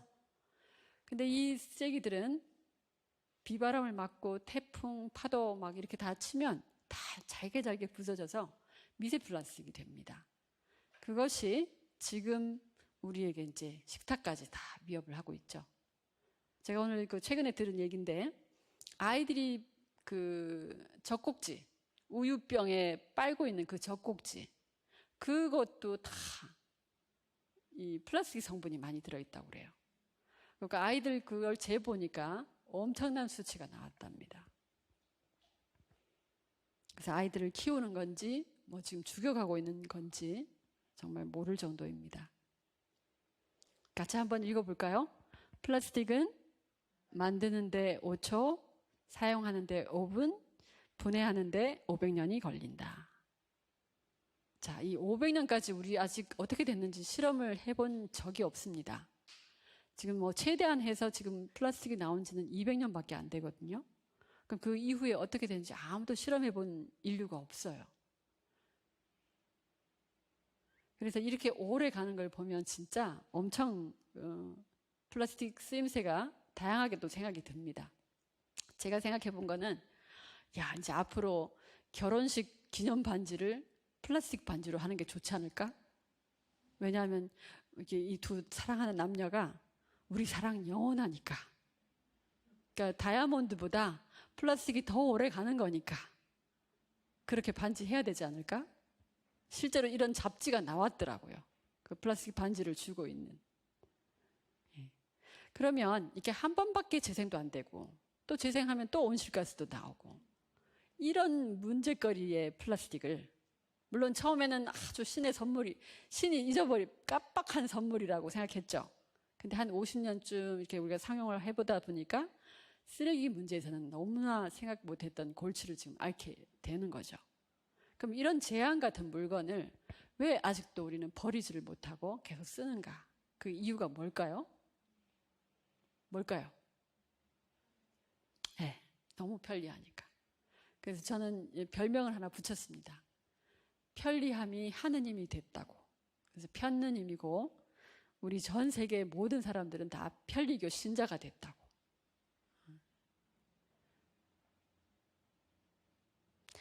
그래서 쓰레기가 요즘 물처럼 이렇게 물 틀어놓은 이런 그 현상인데요. 이 소탕 작전을 어디서부터 해야 될까? 만약에 여러분 집에 이 욕조에 지금 물이 막 넘쳐서 이런 상황이라고 생각해 보세요. 그러면 어떤 거부터 처리하시죠? 밀대 갖고 와서 막 바닥 닦나요? 뭐부터 해야 되죠? 수도꼭지를 잠궈야 되죠. 네. 그걸 꼭같이 쓰레기에 적용을 해야 되는 단계에 와 있는 것 같아요, 저희가. 그래서 원천적으로 쓰레기를 줄이는, 가정에서부터 줄이는, 구매에서부터 줄이는, 그러니까 기업에서도 만들 때부터 줄이는 이런 삶이 돼야 되겠죠. 그래서 이것을 제로 웨이스트 라이프라고 이렇게 하고요. 요즘 이제 핫한 트렌드가 됐죠. 그래서 지금 나오는 쓰레기 양을 보면 환경부가 100개라도 손을 쓸 수가 없어요. 지금 환경부가 현재 지금 코로나 때문에 그동안 재활용을 위해서 팔던 쓰레기도 다 수출길이 막혀서 다 쟁여놓고 있는 거죠. 환경부가 대신 사서 어느 지역의 공터에 그냥 지금 쌓아놓고 있는 상황이에요. 그리고 곳곳에 쓰레기 산들이 너무 많이 생기고 무단 투기하고. 그러니까 이것을 우리가 해결하려면 근원적으로 쓰레기를 줄이자. 여기에 이제 마음이 모아져야 되는 겁니다. 제가 쓰레기 책이라는 책을 한번 읽어봤어요. 그 책을 보니까 여러 가지 좋은 사례들이 있었는데요. 르완다, 그 아프리카의 정말 가난한 나라인데 이 나라는 공항에 들어갈 때부터 검색해서 어떤 걸 하냐면 가방을 다 뒤져서 비닐봉지가 있으면 다 압수를 합니다. 그래서 자기네 나라에서는 비닐이 통용이 될 수 없도록 하는 거. 그리고 비닐을 만약에 쓰게 되면 케냐 같은 경우는 벌금이 4천만 원씩이에요. 그러니까 이렇게 돼야 정말 근본적인 해결이 되겠죠. 그래서 르완다가 그런 정책을 쓸 때 비닐 그동안 있던 비닐 업체에게는 어떻게 하냐면 지원을 해줘서 다른 업종으로 바꿀 수 있도록 해주고 그렇게 없애기를 시작을 했다는 거죠. 이런 것은 뭐 가난한 나라, 미개한 나라라고 해도 우리가 좋은 점으로 배워야 될 부분인 것 같습니다. 독일 같은 경우는 공병 환급 제도, 판트 제도라고 이렇게 통용이 되고 있대요. 우리도 실제로 지금 뭐 맥주병, 소주병 이런 것들 이제 길거리에서 찾아볼 수 없죠. 왜냐하면 그게 다 돈이 되니까. 그 자본주의 사회에서는 그 돈의 방식으로 좀 이렇게 접근을 해야 될 것 같아요. 그래서 플라스틱도 만약에 돈으로 다 환급한다면 우리가 많이 해결할 수 있지 않을까 그런 생각이 듭니다. 그래서 여기 쓰레기 제로, 그러니까 제로 웨이스트 라이프에 이렇게 선구자 같은 역할을 하는 분들이 있습니다. 굉장히 이제 많은데요. 오늘 한 분 소개해드리고 싶은 분은 베아 존슨이라는 분이에요. 이분은 프랑스계 미국 여성이신데 여기 보면 나는 쓰레기 없이 산다. 영어로는 제로 웨이스트 홈이라고 돼 있어요. 우리 한글로 다 번역이 돼 있습니다. 자기가 어떻게 해서 이렇게 제로 웨이스트 라이프를 살았는지 그걸 쭉 알려주시는데요. 방식이 이렇습니다. 5Rs에서 refuse, 거절하기, reduce, 줄이기, reuse, 재사용하기. 우리가 보통 환경 실천을 한다 이러면은 재사용하는 거, 재활용하는 거에 먼저 많이 꽂혀 있는데 이 사람은 거절하기부터 시작하는 거예요. 그러니까 수도꼭지를 잠그는 거죠. 그 다음에 리사이클. 이도 저도 안 될 때 그때 리사이클을 하고, 그 다음에 음식물 쓰레기 이런 것들은 이제 퇴비해야 한다. 그러니까 rot. 이렇게 해서 5R 정책을 이렇게 자기가 실천을 해서 결국에는 쓰레기가 어떻게 나왔냐면요. 남편과 아들 둘 데리고 있는 이 주부가 1년 동안 모은 쓰레기가 이분 손에 들고 있는 이 병 안에 든 거 하나 정도라는 거죠. 저는 이거 보고 아주 기절하는 줄 알았습니다. 어떻게 살았길래 저렇게 가능할까? 여러분들 유튜브에 한번 보시면 베아 존슨 한번 쳐보세요. 제로 웨이스트. 이러면 그분이 살아가는 동영상이 쭉 뜨는데요. 너무 간단해요. 시장을 갈 때도 그냥 장바구니 다 가져가고, 그 다음에 실제로 사는 물건에 대해서도 장 주머니를 만들었어요. 쌀을 산다 그러면 쌀 주머니를 만들어서 이렇게 다 담아오는 겁니다. 그리고 필요한 반찬도 그대로 통을 그대로 갖고 가서 그대로 담아오는 거예요. 그러니까 쓰레기가 1도 안 나오는 거예요. 그래서 문제는 굉장히 심각한데 사실 해결책은 되게 간단하다는 거죠. 그래서 우리도 지금 이제 이런 붐이 일어나고 있습니다. 에코백 사용하고 이렇게 여러분들 집에 보자기 많잖아요. 그거를 주머니처럼 만들어서 이런 데다 곡식 담아오고 이렇게 한다는 거죠. 그리고 반찬 같은 거는 용기 들고 가서 갖고 오고. 예, 이게 다 제로 웨이스트 무기들입니다. 너무나 간단한 것들. 그 다음에 이제 아까 보셨듯이 농업 부분에서 온실가스가 많이 나오는데 우리가 조금 우리 실생활에서 이것을 좀 줄여나갈 수 있는 방법은 육식을 너무 이렇게 많이 하시는 분들은 조금 줄이는 겁니다. 이 축산업이 이 온실가스 비중을 차지하는 범위가 엄청나다는 거 조금 소개해 드리겠습니다. 소들은 사실 이렇게 낭만적으로 살고 싶죠. 근데 또 우리가 그 마트에 가보면 뭐 버터라든가 이런 거 포장재 한번 보세요. 포장재는 다 이런 그림이 그려져 있어요. 그래서 한 번도 우리가 그런 물건을 살 때 소나 돼지가 고생을 했다. 너무 잔인하게 죽었다. 이 개념이 없어요. 너무 잔인하게 자랐다가 죽었다 하는 것들을 잊게 만듭니다. 근데 실상은 이 육식의 그 수요가 너무너무 많아서 지금 옛날처럼 소 농가가 몇 마리 키워서 되는 정도가 아니죠. 그래서 다들 대량 사육을 합니다. 여기 보시면 이제 그 최악의 상태들을 조금 보시는데요. 이 산이 석탄 같아 보이죠? 이게 지금 다 소들의 똥더미예요. 자기들이 싼 똥더미 위에 이제 앉아 있는 거고 너무 틈이 없으니까 공간이 없어서. 그러면 소들이 트림하는 것, 방귀 뀌는 것 이런 것들은 다 메탄가스라는 것이 나옵니다. 이 메탄가스는 이산화탄소보다 온난화를 20배 이상, 뭐 어떤 학자에 따라서 23배, 뭐 26배 이렇게 말을 하시는데요. 어쨌든 엄청난 같은 양일 때 엄청 더 뜨겁게 하는 가스다. 지금 북극의 동토층 밑에 있는 모든 화석들이 녹으면 나오는 것들이 다 지금 메탄가스인 거예요. 그래서 이 동물들이 사육되는 동안에도 자기들에게서 나온 이 악취 때문에 질식사로 죽는 경우도 많다고 해요. 그래서 공장식 축산업 실태를 이렇게 보면 이렇게 다 정말 움직일 수 없는 그 틀, 우리 안에 이렇게 다 갇혀서 이렇게 살고, 또 자기네들끼리 전염병을 옮기기도 하고, 정말 스트레스가 많죠. 그러니까 이런 고기가 우리 식탁으로 온다는 거예요. 그래서 그 고기가 내 입에 올 때까지는 최대한의 스트레스를 받은 상태에서 내 음식으로 온다는 거죠. 우리가 역학조사를 자세히는 못 해봐서 모르겠지만 요즘 아이들이 정말 뭐라 그러죠? 너무 하이퍼한 거, 너무 과잉 행동을 하는 거, 이런 것들의 원인이 분명히 우리가 먹는 음식하고도 관련이 있다고 생각이 들어요. 그런데 우리나라 사람들이 이전에는 없던 병 1번 중에 한 가지가 대장암인데 이게 육식과 관련이 있죠. 그래서 우리가 지금 대장암 발병률이 세계 1등입니다. 미국을 제치고.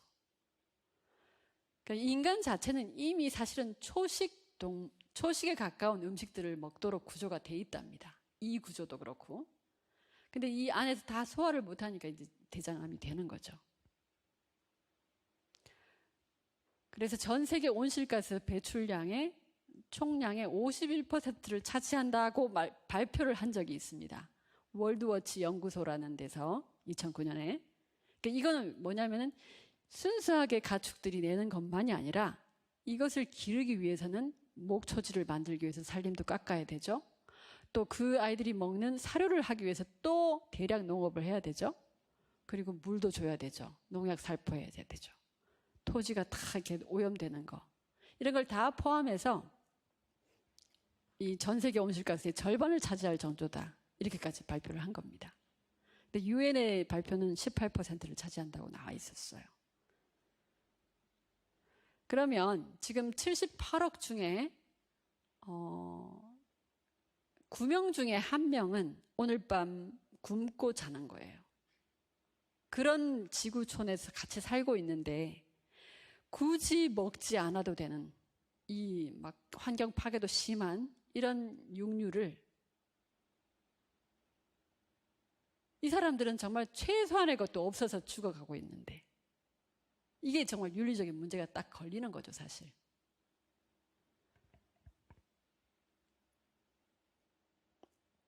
거기다가 보세요. 사료 심기 위해서 이렇게 열대우림 파괴하는 거. 우리 지금 뉴스로 계속 봤죠? 아마존은 뭐 그냥 무참하게 지금 뭐 불탔던 거, 또 호주도 마찬가지고요. 작년에 정말 대단했죠. 이 남미 전체가 이게 인공위성에서 찍었을 때 전역이 다 불타고 있었어요. 거의. 이게 밤에 본 장면입니다. 어마어마하죠. 이런 아마존을 위해서 많은 활동가들이 활동을 합니다. 거기에는 이제 원주민들 막 너무 이렇게 문명이 아직 그 혜택을 입지 못해서 뭐 법적인 서류도 이렇게 잘 꾸밀 수도 없는 그런 사람들이 많은 곳에 들어가서 인권 활동가들, 환경 활동가들이 이제 가서 대신 그들을 대변하는 그런 역할들을 많이 했는데요. 지난 20년간 그 아마존에서 이렇게 싸우다가 죽은 사람들이 1,200명이라고 합니다. 그 중에 저희 그 수녀회가 노틀담 수녀회인데요. 저희가 이제 세 자매 수녀회가 있습니다. 그래서 남유르라는 곳에서 탄생한 노틀담 수녀회 소속이신데 이 미국 수녀님이 이 아마존에서 활동을 30년 이상 하셨었어요.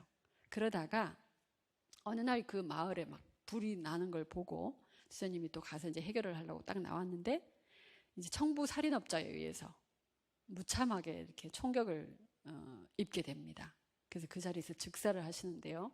그날 아침에도 수녀님이 담대하게 그냥 성경책 하나 딱 들고 이제 나왔어요. 근데 이 괴한들이 나타나서 무기 가진 거 있으면 내놓으라고 막 이렇게 윽박지르니까 이 수녀님이 하시는 말씀이 나는 무기라고는 이 성경 한 권밖에 없다고. 근데 그 말이 떨어지자마자 총격을 막 무참하게 가격을 한 거예요. 그래서 즉사를 했습니다. 그래서 수녀님이 이제 돌아가시고 나니까 조금 이제 사회가 인식을 했어요. 그래서 결국 그 범인을 잡아서 이제 감옥에 보냈다는 그 얘기를 들었습니다. 그래서 만약에 현대에 시성식을 한다면 저는 이 수녀님은 꼭 시성이 돼야 된다고 생각합니다. 그래서 교황님께서 이제 이런 얘기를 하십니다. 너무 지금 형편들은 참 어려운데 내가 이렇게 하는 것이 뭐가 도움이 될까? 그리고 정말 어떨 땐 실망이 되기도 하고 포기하고 싶을 때가 많아요. 사실은 저도 그래요. 그런데 이런 말씀하십니다. 이러한 노력으로는 세상을 바꿀 수 없다고 생각하지 말아야 합니다. 늘 확산하는 경향이 있는 선을 이 세상에 불러일으키기 때문입니다. 제가 어떤 목사님이 정말 이렇게 기후위기 이렇게 되는 걸 보고 대응을 너무 잘 못하는 걸 보고 정말 포기했대요. 그런데 교황님의 이 문서를 보고 다시 용기를 내서 이렇게 일어났다고 합니다. 이 두 아이는 제 손주예요. 저희 조카 아들들입니다. 그러니까 이 아이들이 저한테 질문하는 걸 저는 가끔씩 생각해요. 할머니는 지구온난화라든가 뭐 기후위기 이런 거 앓으셨을 때 그때 뭐 하셨어요? 여러분들 후손들이 그런 질문하는 걸 한번 미리 땡겨서 한번 들어보세요. 뭐라고 나는 답을 할 수 있을까? 저는 아까 제가 얘기했던 거 좀 얘기할 거예요. 그리고 이렇게 환경 강의도 하라 그래서 내가 해서 많은 사람들이 좀 알리고 싶었어. 부족하지만 이렇게 얘기해주고 싶어요. 그래서 오늘부터 여러분들이 이 손주들에게 해줄 말을 좀 실천에 옮겨셨으면 좋겠습니다. 너무 사랑스러운 아이들이 정말 빛도 못 보고 재앙으로 죽어간다고 생각하면 진짜 정신이 뻗쩍 드는 것 같아요, 저는. 그래서 우리가 해야 할 일은 이렇게 위기에 사회적 사랑으로 대처합시다. 쭉쭉 이렇게 나오고 있죠. 거기에다가 우리가 조금 더 잊지 말아야 되는 거는 정부 정책에 직접적으로 좀 요구하는 거. 그리고 우리에게는 투표권이 있죠. 내년엔 시장 선거도 있고 또 쭉쭉 이어질 겁니다. 그럴 때 지금부터도 국회의원들 열람을 좀 해보세요. 이 사람이 요새는 쫙 나와요. 어떤 활동을 했는지, 성과가 어떤지 볼 수가 있습니다. 그래서 좀 검색을 해보시고 이 사람이 일을 하고 있구나. 환경에 대해서는 어떤 일을 하고 있는가. 이렇게 좀 체크하셨다가 좀 이렇게 참고하시면 좋겠습니다. 그리고 5번째는 다양한 교육의 장. 그 중에 으뜸은 가정이다. 그래서 가정에서 우리는 생명에 대한 사랑과 존중을 보여주는 법을 처음 배웁니다. 그래서 여기서부터 이미 환경을 돌보는 그런 일을 좀 해라. 이렇게 말씀하십니다. 역시 우리 손주들이에요. 너무 사랑스러워요. 얼마나 잘 돌보는지. 그리고 이제 다양한 교육의 장도 있다. 그러면서 교황님이요, 수도회라든가 신학교라든가 이런 데도 다 이런 환경교육 기관이 되면 좋겠다. 이렇게 촉구를 하십니다. 여러분들이 보시는 이 그림은 저희 강화에 있는 노틀담 생태영성의 집에서 지난번 9월달 피조물 5월달 찬미받으셔서 주간에 이렇게 기후행동 발걸음을 하는 그런 장면입니다. 강화 길을 쭉 걸으면서 없는 대로, 불편한 대로 이런 것들을 이제 쓰고 침묵 중에 걸었어요. 옆에 있는 예수성심 전교회 수사님들하고 함께. 우리가 이제 이렇게 좀 하는 것들은 정말 최소한의 몸부림이에요. 이게 어마어마하고 대단한 것도 아니에요. 우린 좀 더 많이 해야 될지도 모릅니다. 이런 소리를. 그래서 정말 최근에 반가운 소식 하나를 듣게 됐는데요. 9월 23일인가 국회에서 처음으로 이제 기후위기가 비상시국이다 하는 걸 선언할 수 있는 법이 통과가 됐습니다. 그래서 정말 이만큼이라도 조금 진보를 한 거예요. 아직 미흡한 건 많지만 또 우리 한국 사람 그렇지 않습니까? 알기만 하면 제대로만 알면 또 빨리 끝낼 수 있는 민족. 옛날에 태안 앞바다에 기름 유출 사고가 있었을 때 생태환경학자들이 다 그랬어요. 100년 이상 걸릴 거다. 이거 회복하는 데는. 근데 저희는 2, 3년 만에 다 끝장냈어요. 지금 다 원상복구가 됐지 않습니까? 금모으기 운동하는 거 보세요. 아마 우리는 좀 더 위기가 닥쳐야지 되는 것 같아. 그래야 그때 막 일어날지도 모르겠어요. 그래서 많은 사람들이 빨리 알게 되는 거, 그래서 중요한 겁니다. 그 다음에 교황님이 참 아름다운 그 제안을 해주셨는데요. 아름다운 것을 경탄하며 음미하는 법을 배워라. 저는 이 말도 참 좋았습니다. 그 아름다운 걸, 귀한 걸 볼 줄 알아야 그걸 귀하게 여길 수 있죠. 지킬 수 있죠. 그래서 제가 지나가다가 이렇게 된 장면을 봤어요. 이거 박인가요? 박이죠. 박이 아주 불안하게 매달려 있었는데 어떤 할머니가 그게 떨어질까봐 이렇게 강목을 대서 이렇게 보충을 해준 거예요. 그래서 저는 이게 보면서 그 자체는 뭐 예쁜 미관은 아니지만 그걸 막 보여주는 할머니 마음이 너무 예쁘게 느껴졌어요. 그게 얼마나 생명이 귀하다는 걸 이렇게 할머니가 아시고 그냥 자연스럽게 그렇게 몸에 밴 행동을 하신 거죠. 그래서 저에게는 굉장히 감동으로 다가왔습니다. 자, 이제 드디어 생태적인 회개 부분을 이제 말씀을 하십니다. 이 생태적인 회개는 무분별한 소비 생활이 생태계를 파괴하는 것을 인식하고 뉘우치는 것이다. 영성 생활이란 우리의 개인적, 공동체적 활동에 자극과 동기와 용기와 의미를 주는 어떤 내적인 힘이다. 그래서 전부 다 좀 회개를 하자. 이렇게 얘기하셨어요. 그래서 생태적인 회개에는 개인적, 공동체적인 회개가 꼭 필요하다. 그렇게 얘기하십니다.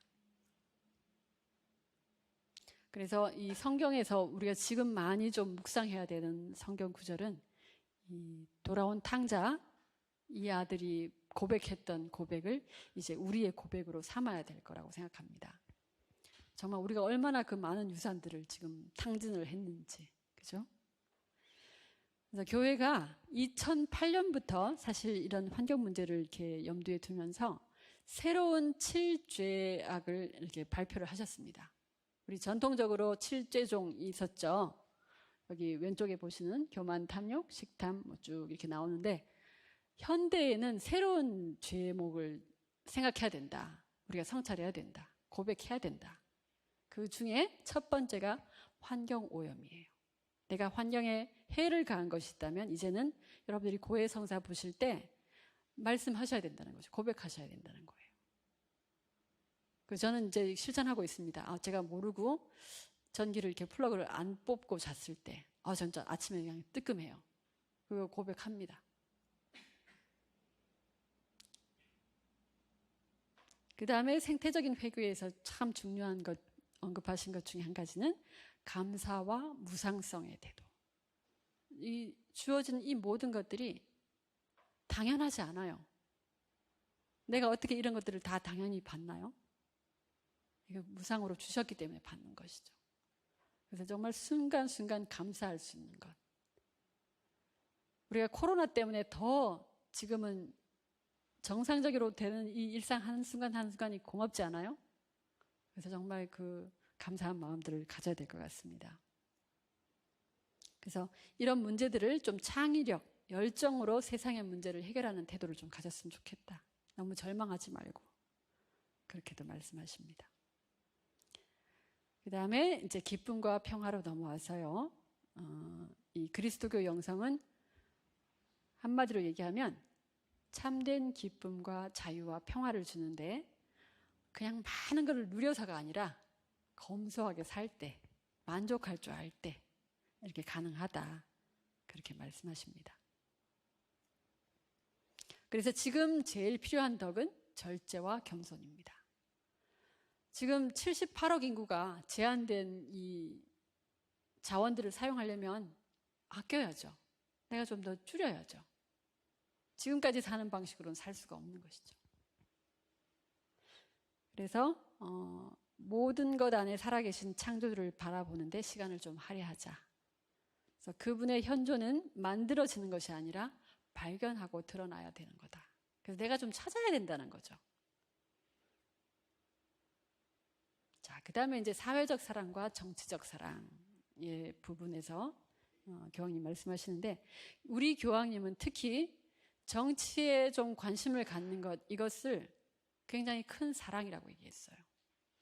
공동선 이루는 것, 이런 것들이 아주 중요한 덕이라고 얘기까지 하셨습니다.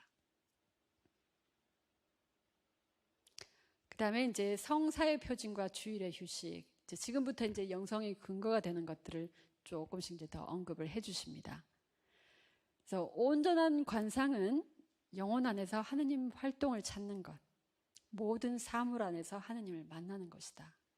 우리가 이렇게 잘 좀 깨어있지 않으면 이걸 놓치기가 쉬워요. 그렇지만 조금만 노력하면 또 이게 금방 얻어지는 것들이 또 이런 부분인 겁니다. 그래서 교황님이 이 습관을 들이라고 하는 것이 그렇게 중요한 것 같아요.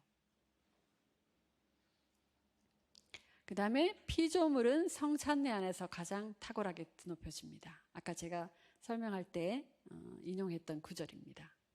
그래서 이것은 제가 좀 제 체험을 얘기했기 때문에 빨리 넘어가도록 하겠습니다. 그래서 우리가 지내는 주일 개념을 이런 의미를 좀 더 회복하는 그런 시간들이 됐으면 좋겠습니다. 그 다음에 삼위일체와 피조물의 상관관계. 세계를 그 장엄함과 아름다움에 경탄하며 관상할 때 삼위일체께 찬미하지 않을 수 없다. 여러분들 한번 잠깐 기억해 보세요. 내가 정말 벅차도록 아름다운 광경을 봤던 기억 다 있으시죠? 그럴 때 느끼는 그 감격 안에는 다 이렇게 삼위일체께 찬미하는 것과 직결이 되어 있다는 겁니다.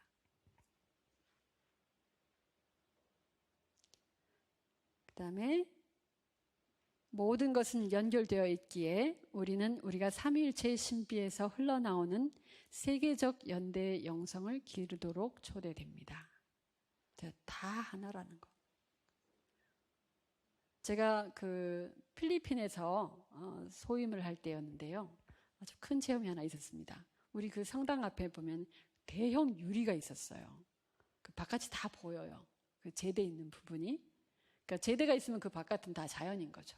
병풍처럼 이렇게 둘러져 있는데 어느 날 제가 이제 묵상을 하러 앉았는데 참새가 한 마리 큰 나무 가지에 이렇게 딱 앉아 있는 거예요.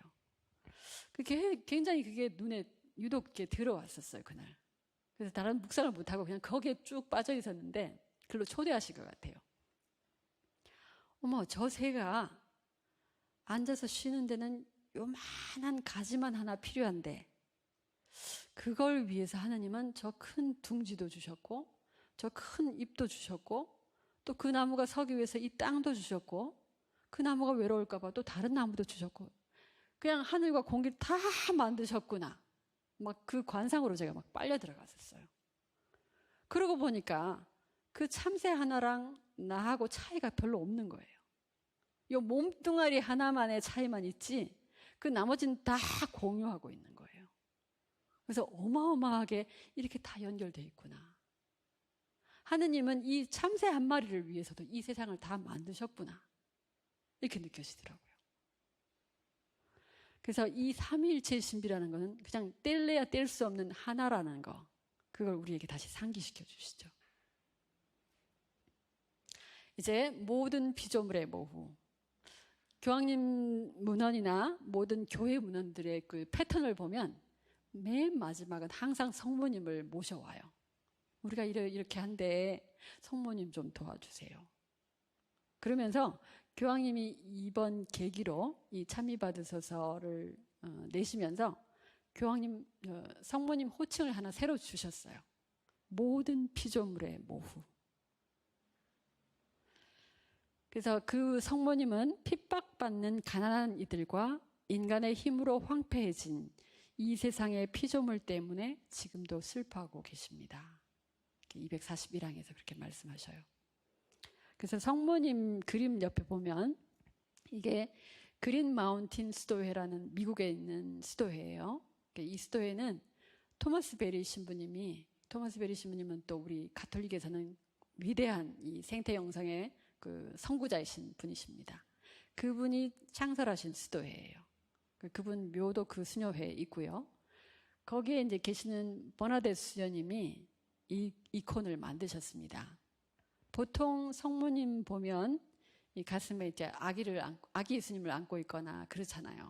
근데 여기서는 아기 예수님의 침대가 되는 지구를 이렇게 가슴에 품고 계세요.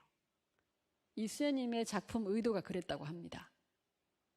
그래서 지금 피조물의 모후라고 할 때 너무 적절한 이콘인 것 같아요.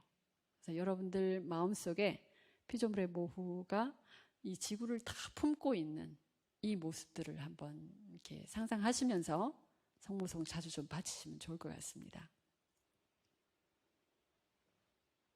그래서 태양 너머 이제 마지막 장으로 교황님께서 우리를 인도하시는데요. 이게 처음 그 회칙의 제목 부제로 달렸던 말씀을 여기서 다시 언급을 하십니다. 우리에게 맡겨진 이 집을 돌보는 데에 우리가 다 같이 일치해야 될 것이다. 이건 뭐 가톨릭 신자, 뭐 불교 신자 상관없이, 남녀노소, 동서양 상관없이, 죄인이든 의인이든 상관없이. 저는 정말 죄인입니다. 이 환경 문제만 해도 내가 전과자가 될 만하죠. 환경 파괴에 얼마나 전문가였는지. 그런데 이렇게 다시 집을 돌볼 수 있도록 기회를 주셨어요. 우리 모두가 다 그렇잖아요. 다 공범자시잖아요. 그래서 다시 용기를 내서 합심하여 이 집을 잘 돌보자고 이렇게 교황님이 격려를 주시는 말씀입니다. 그래서 우리가 희망을 가지고요. 그러니까 no planet B. 그러니까 다른 지구는 없어요. 지구는 하나밖에 없고 no plan B. 그러니까 다른 대안도 없어요. 우리가 빨리 온실가스를 감축시키고 빨리 회복하는 방법밖에 없어요. 지금 뭐 다른 데서는 지구 비슷한 행성을 또 발견했다, 어쨌다, 뭐 글로 이사 가면 된다 이런 말을 하지만 이거 뭐 어불성설이죠 사실. 그래서 우리 집을 다시 잘 복구하는데 모두 다 노력했으면 좋겠습니다. 그래서 오늘 이렇게 쭉 돌아봤고요. 우리의 지구를 위한 기도를 잘 이렇게 마음 여겨서 이렇게 보시면 찬미받으소서의 모든 말씀의 내용을 딱 요약한 거라고 이렇게 볼 수가 있습니다. 그래서 지금 이제 내 마음속에 조금 더 구체적인 실천을 할 수 있는 용기를 청하면서 우리의 지구를 위한 기도를 바치고 마치도록 하겠습니다. 좀 천천히 좀 의미를 생각하면서 바쳐보도록 합시다. 전능하신 하느님, 하느님께서는 온 세계에 계시며 가장 작은 피조물 안에 계시나이다. 하느님께서는 존재하는 모든 것을 온유로 감싸 안으시며 저희에게 사랑의 힘을 부어주시어 저희가 생명과 아름다움을 보살피게 하소서. 또한 저희가 평화로 넘쳐 한 형제 자매로 살아가며 그 누구에게도 폐를 끼치지 않게 하소서.